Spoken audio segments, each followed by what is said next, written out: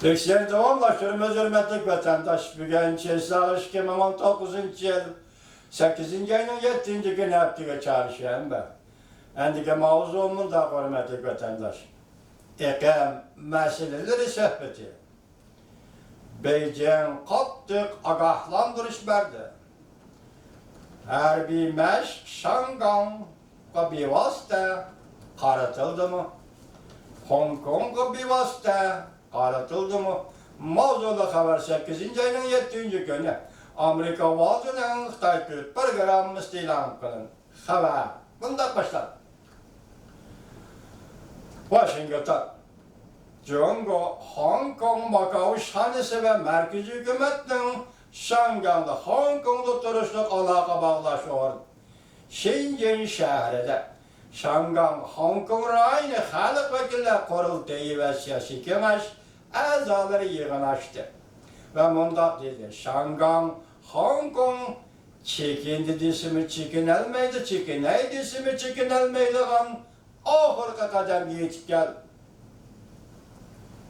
Kalaymakancılıkla tizgirleş, tertip niyasi keltiriş, bugün intayın tehirsiz ve ciddi hemmini besişidigan vazife bulup kaldı.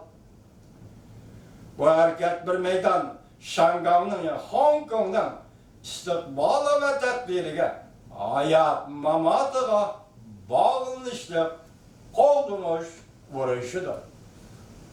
Şu Xitayçıdan ya uruşudur depken ben uruşudur dep aldım.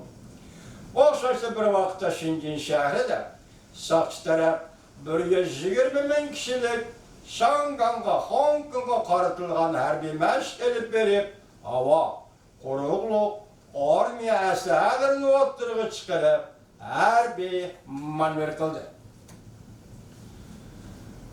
Şangang'da, Hong Kong'da karşılaşış namayışı özlüksüz keskinleşti. Şangang'a, Hong Kong, Beijing hükümeti yol koyduğun mümkünçülük var mı? Sakçılar bilen namayışçılar tokunuşu uzun devamlışıdığın bolsa çıkış yolu nerede? Beijing arkadan katlık sözleşme başladı. Kaçan gıcı teyyarlık kılıdı. Kaçan kol salıdı. Münazırga katnaşkanlar Şangang Hong Kong Üniversitesi Pennsylvania'daki profesörü Jin Yuesho, Şangang Hong Kong Nüfuzluk Matbuat Hadimi Ji Somen. Ji Somen mındak dedi. Namayiş 2 ay devamlaştı. Merkezi hükümetten ilgili hukuk diyen tehlikeli berip takıldı. Beijing ende karap olduralmaydı. Bunundan 10 gün beri Macao, yani Hong Kong şanısının bayanatçı 3 linye hakkında fikir kılganı. Devletten ilgili hukuk bir haterlik ziyan salıdığın hareketleri yol koyulmaydı. Merkezi hükümetin hukuku ve Şangang Hong Kong'un negizli kanununa xeres kalışkı yol koyulmaydı. Şangang Hong Kong arkalı işgeri cunguğa sebep göre buzgunçılık kılışka yol koyulmaydı. Macao ve Hong Kong şanısı ihbarlı bildiriş bilen bir vakitte Shenzhen şehri sakçı taraf 120 bin sakçı küçü bilen her bir meşk elip verip hava, kurukluk, armiya eslahelerini ortaya çıkarıp namayışka kartıp her bir meşk elip var. Şangang'daki namayış kartıp her bir meşk elip var. Ulat arkadan haberlere karan 120 bin kişilik sakçı kuşu. Sakçı koşanı toplandı. İlgar kuralla olan kurallandı.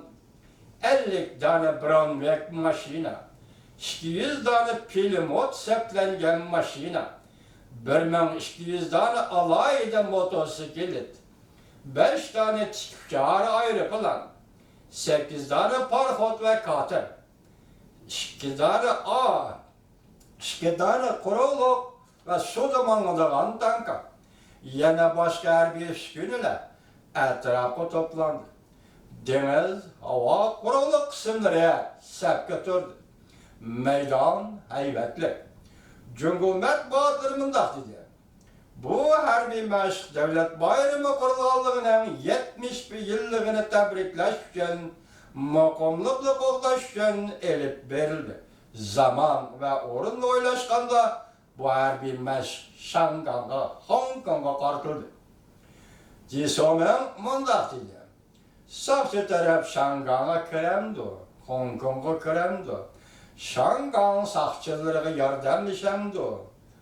Degan mesele negizlik kanunga xilaf, yani Şangang'ın negizlik kanunuga xilaf.